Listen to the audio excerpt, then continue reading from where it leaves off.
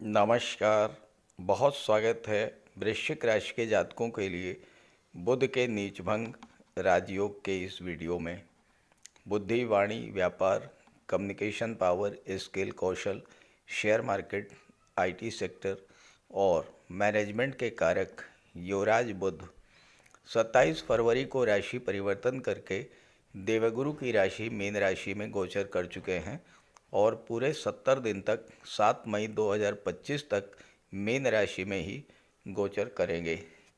इसी दौरान बुध 15 मार्च को वक्री हो जाएंगे और 7 अप्रैल को पुनः मीन राशि में ही मार्गी होंगे। मीन राशि बुध की नीच की राशि है, लेकिन यहाँ पर बुध का नीच भंग होगा और पूरे 70 दिन तक बुध का नीच भंग राजयोग बनेगा मीन राशि में। ज्योतिष शास्त्र का सिद्धांत है कि कोई ग्रह जिस राशि में नीच का हो रहा है उस राशि में जो ग्रह उच्च का होता है, अगर उसकी युति बन जाए तो नीच के ग्रह का नीच भंग हो जाता है। मीन राशि में शुक्र उच्च के होते हैं और पूरे 70 दिन तक बुध शुक्र की युति बनेगी मीन राशि में, तो बुध का नीच भंग होगा और नीच भंग राजयोग बनेगा। आज का समय बुद्धि और कौशल का है, इंटरनेट और सोशल मीडिया का है, मैनेजमेंट और टेक्नोलॉजी का है, money management, banking, finance, education, कला, साहित्य, ये सब बुध के अधिकार क्षेत्र में आते हैं। अगर आपकी जन्म कुंडली में बुध बली हैं तो आपको इन क्षेत्रों में अभूतपूर्व सफलता प्रदान करेंगे, मान सम्मान और धन प्रदान करेंगे। यही कार्य बुध आपके साथ करने वाले हैं पूरे 70 दिनों तक। महत्वपूर्ण बात यह है कि इन 70 दिनों तक बुध का नीचभंग राजयोग तो बनेगा ही, बुध शुक्र का लक्ष्मी नारायण योग भी बनेगा। तो वृश्चिक राशि के जातकों के जीवन पर बुध के नीचभंग राजयोग का क्या प्रभाव पड़ेगा, इसी का विश्लेषण करेंगे इस वीडियो में। ये विश्लेषण आपकी चंद्र राशि के आधार पर किया जा रहा है और वीडियो के अंत में मैं आपको बुध के उपाय भी बताऊंगा। तो यह है वृश्चिक राशि के जातकों की कुंडली। बुध का गोचर आपकी कुंडली के पंचम भाव में है। शुक्र के साथ बुध का लक्ष्मी नारायण योग बन रहा है। बुध आपकी कुंडली में अष्टम भाव के स्वामी होकर के और लाभ के स्वामी होकर के पंचम भाव में गोचर कर रहे हैं और बुध की दृष्टि लाभ के भाव पर पड़ रही है। शुक्र यहाँ पर 7वें भाव के स्वामी होकर के और विदेश भाव के स्वामी होकर के बुध के साथ लक्ष्मी नारायण योग बना रहे हैं। बुध एक ऐसे ग्रह हैं जिनका बहुत व्यापक प्रभाव पड़ता है हमारे जीवन पर। आज के इस परिवेश में अपनी वाणी से, अपनी कम्युनिकेशन पावर से, अपनी बुद्धि और कौशल और तर्क शक्ति के बल पर हम मान सम्मान भी प्राप्त करते हैं और धन भी अर्जित करते हैं। जीवन का कोई भी क्षेत्र नहीं बचा है जहां पर internet, social media, IT sector का प्रभाव ना हो। अब यहाँ पर बुध 5वें भाव में गोचर कर रहे हैं। देखिए, 5वां भाव जो है ये त्रिकोण का भाव है और यहाँ पर बुध शुक्र का लक्ष्मी नारायण योग बन रहा है, साथ ही साथ बुध का नीचभंग राजयोग भी बन रहा है। हर व्यक्ति की कुंडली में कोई न कोई राजयोग जरूर बनता है। कोई न कोई ग्रह उच्च की राशि में होता है। कोई न कोई ग्रह ऐसा जरूर होता है जो उसके लिए पूरी तरह से फेवरेबल होता है, पूरी तरह से सपोर्टिव होता है। कभी कभी तो कुंडली में राशि का स्वामी या भाग्य का स्वामी ये इतनी मजबूत स्थिति में होते हैं कि व्यक्ति को भाग्य का भरपूर साथ मिलता है और उसके कारण उसके जीवन में सफलता मिलती चली जाती है। कभी कोई राजयोग बन जाता है। ये जो भी राजयोग बनते हैं सभी राजयोग फलित होते हैं, इनका फल निश्चित रूप से मिलता है, लेकिन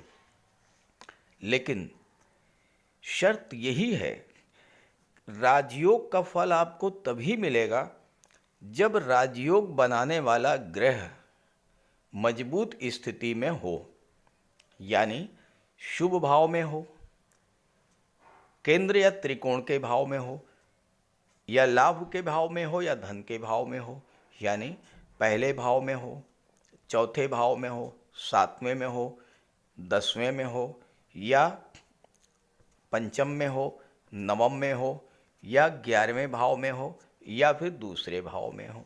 अगर इन भावों में है वो ग्रह और शुभ ग्रहों से दृष्ट है या शुभ ग्रहों से उसकी युति बनी हुई है, किसी तरह के पाप प्रभाव में नहीं है, तो निश्चित रूप से वो ग्रह आपको पूरा पूरा लाभ, पूरा पूरा फल दे करके ही जाएगा।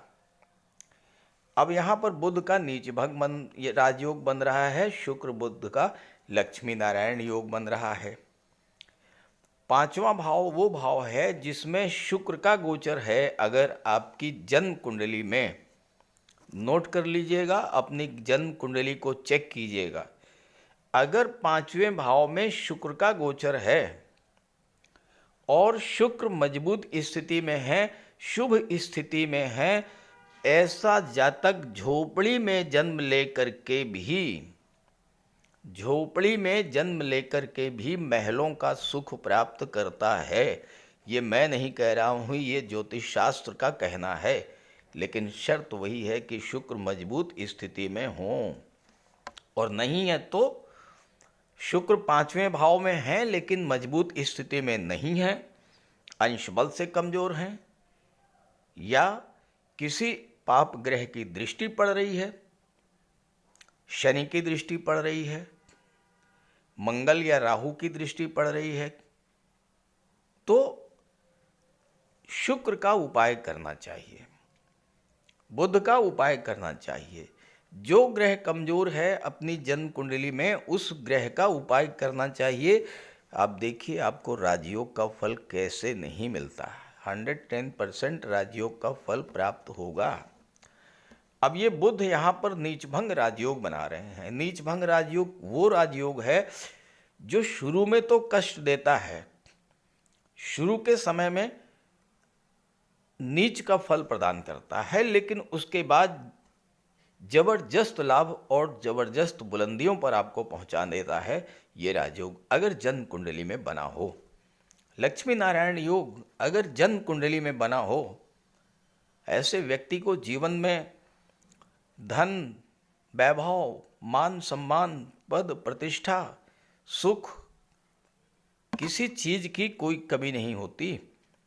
स्त्री सुख, संतान सुख, भूमि, भवन, वाहन, प्रॉपर्टी का सुख, मित्रों का सुख, रिलेटिव्स का सुख, पत्नी का सुख, नौकरी का सुख, व्यापार का सुख, हर तरह का सुख प्राप्त होता है। लक्ष्मी नारायण योग अगर बना है बुध शुक्र का, कुंडली चेक कीजिएगा अपनी, अगर आपकी कुंडली में बुध शुक्र का लक्ष्मी नारायण योग बना है, केंद्र के भाव में, त्रिकोण के भाव में, या फिर एकादश और धन के भाव में, आप कमेंट करके बताइएगा। ऐसे जातक को जीवन में ना तो धन की कमी होती है, ना सुखों की कमी होती है, ना मान सम्मान की कमी होती है। हाँ, अप डाउन्स जीवन में लगे रहते हैं, वो इस बात पर डिपेंड करता है कि आपके जीवन में किस ग्रह की महादशा चल रही है, अंतर्दशा चल रही है, या प्रत्यंतर दशा गतिमान है, और वो ग्रह आपकी जन्म कुंडली में पाप ग्रह है या शुभ ग्रह है, किस भाव में बैठा है, वो अलग चीज हो गई। वो अप डाउन्स आपको देखने को मिलेंगे। जीवन में संघर्ष तो बना रहेगा, लेकिन राजयोग फलीभूत होकर के रहेगा, राजयोग का फल आपको तो मिलेगा ही। अब ये समय मात्र 70 दिनों के लिए आपकी जिंदगी गोचर में ये राजयोग बन रहा है, जन्म कुंडली में नहीं है, गोचर में बन रहा है। अब वृश्चिक राशि तो वो राशि है जो कि जीवन में संघर्षों से कभी घबराती ही नहीं है, मंगल की राशि है, लगातार संघर्ष करके और जीवन में सफलता अर्जित करती है। और आपकी कुंडली में हमेशा हमेशा के लिए मंगल छठे भाव के स्वामी बनते हैं, जो कि संघर्षों का भाव है, जो कि चैलेंजेस का भाव है, और मंगल आपके राशि के स्वामी हैं। तो आपको संघर्षों से, चैलेंजेस से, चुनौतियों से तो घबराना ही नहीं है। अब आप विद्यार्थी हैं और आपकी कुंडली में इन 70 दिनों में ये राजयोग बन रहा है पंचम भाव। पंचम भाव शिक्षा का होता है, जबरदस्त सफलता मिलेगी आपके जीवन में। नौकरी को लेकर के, शिक्षा को लेकर के जो संघर्ष चल रहा था वो संघर्ष समाप्त होगा। अब 5वें भाव में बुध शुक्र हैं। 5वां भाव लव रोमांस का होता है। आपके रिलेशंस में बहुत अधिक मजबूती आ जाएगी, एक दूसरे के प्रति प्रेम, समर्पण की भावना बढ़ेगी। और चूंकि शुक्र 7वें भाव के स्वामी हैं जो कि विवाह का होता है, तो ये विवाह के लिए बेहद अनुकूल समय रहेगा। आपके जीवन साथी, आपके व्यापार, आपकी डेली इनकम का भाव होता है 7वां भाव, और इसके स्वामी शुक्र केंद्र के भाव में बैठे हैं। केंद्र त्रिकोण राजयोग भी बना रहे हैं। केंद्र का स्वामी त्रिकोण के भाव में बैठा है। तो इस समय व्यापार व्यवसाय के लिए समय बहुत अनुकूल रहेगा। आपके जीवन साथी का सहयोग मिलेगा आपको, आपके व्यापार में, आपकी नौकरी में, आपके प्रोफेशन में, आपके लाइफ पार्टनर का पूरा सहयोग इस समय मिलेगा। किसी तरह की कोई तनाव की स्थिति वो तो समाप्त होनी ही होनी है। बिजनेस पार्टनर का सहयोग आपको मिलेगा, बिजनेस पार्टनर आपको बहुत अच्छे मिलेंगे। अब शुक्र धन के कारक हैं, तो पैसा कहाँ से आएगा? 7वें भाव की चीज़ों से आएगा और 12वें भाव की चीज़ों से आएगा।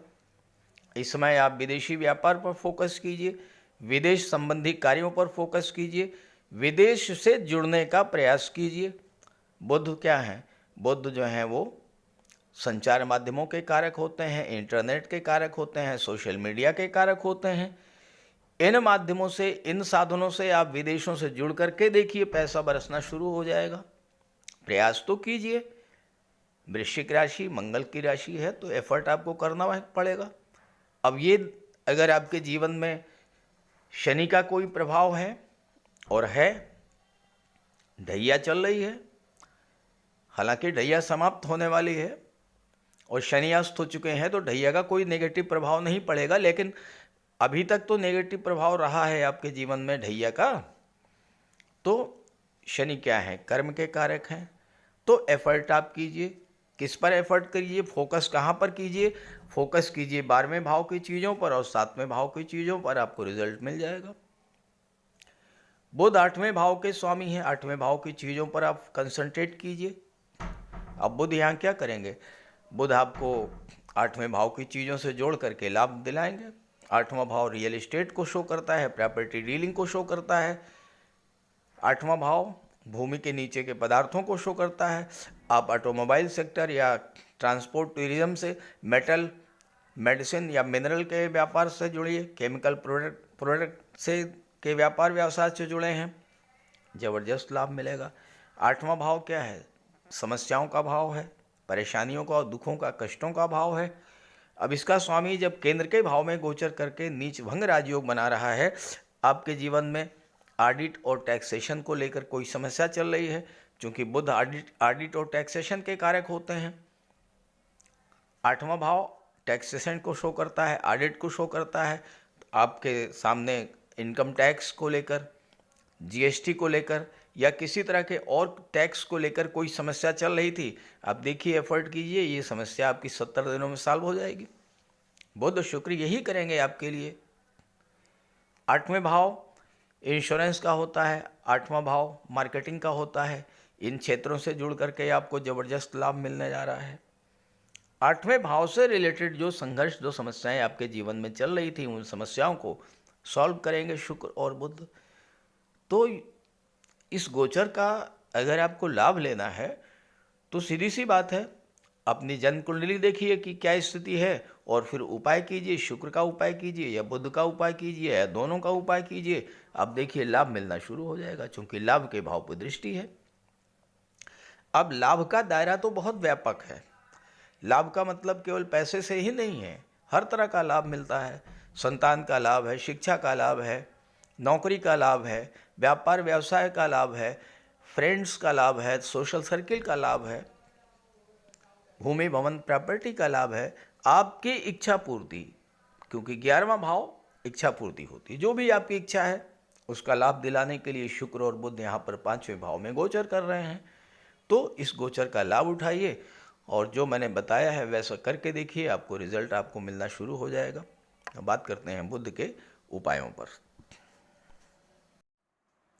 बुध के इस गोचर का पूरा लाभ लेने के लिए बुध का उपाय जरूर कीजिएगा, और बुध का उपाय बहुत आसान है। भगवान श्री गणेश की उपासना करें और बुधवार के दिन गणेश जी के मंदिर में जाकर साबुत हरी मूंग का दान करें और गणेश जी के चरणों में बैठ करके कुछ देर अपनी समस्या का निवेदन करें। गणेश जी से आप अपनी बात रखें और उनका आशीर्वाद प्राप्त करें। ऐसे ही माता दुर्गा के मंदिर में जाकर के हरे रंग की चूड़ियाँ अर्पित करें। बुधवार के दिन गौ माता की सेवा करें और हरा चारा या गुड़ जो भी आपके लिए संभव हो वो उन्हें खिलाएं। बुधवार के दिन किसी किन्नर को यथाशक्ति आप दान करें और बुधवार के ही दिन घर के मुख्य द्वार पर पंच पल्लव का तोरण लगाएं, तो इससे आपको लाभ होगा। देखिए, बुध अकेले एक ऐसे ग्रह हैं जो कि राहु पर नियंत्रण कर लेते हैं। तो अगर बुध बली होंगे तो राहु पर का कोई भी अशुभ प्रभाव आप पर नहीं पड़ेगा। इसलिए बुधवार के दिन ओम बुम बुधाय नमः, ओम बुम बुधाय नमः इसका जाप करें और मिट्टी का एक खाली घड़ा जल में प्रवाहित कर दें। रत्न धारण करना चाहते हैं तो पन्ना धारण कर सकते हैं, लेकिन किसी योग्य ज्योतिषी की सलाह लेने के बाद। बुध का रंग हरा होता है, तो अपने घर में जितना आप हरियाली रख सकें, पेड़ पौधे लगा दें, फूलों के पौधे लगा दें। अगर जगह नहीं है तो गमले में कुछ पौधे लगा दें। इससे एक तो हरियाली रहेगी घर में, और दूसरी बात बुध आपसे प्रसन्न होंगे। और आपके घर में कोई कन्या हो, आपकी बेटी, बहन या भतीजी कोई भी हो, कभी भी आप घर से बाहर जाएं और वापस आते समय खाली हाथ न लौटें, उसके लिए कुछ लेकर के आएं। मिठाई है, खिलौने है, चॉकलेट है, टॉफ़ी है, चिप्स हैं, कुछ भी लेकर के आइए। खाली हाथ मत आइए, उसका आशीर्वाद प्राप्त करते रहिए।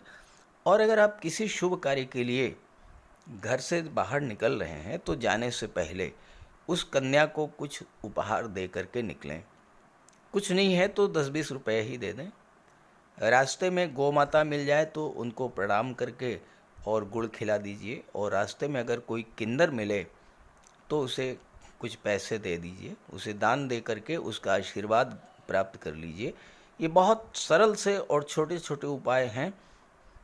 जिस भी कार्य के लिए आप जा रहे हैं, चाहे वो शादी ब्याह का रिश्ता तय करना हो, चाहे नौकरी या इंटरव्यू के लिए जा रहे हों, चाहे किसी बिजनेस डील के लिए जा रहे हों, आप जिस भी कार्य के लिए जा रहे हों वह कार्य आपका सिद्ध होगा। तो बुध के उपाय ज़रूर कीजिएगा। और ये जानकारी और मेरी बात अगर आपको अच्छी लगी हो तो अपने साथियों को, मित्रों को भी ज़रूर शेयर कीजिएगा। नमस्कार।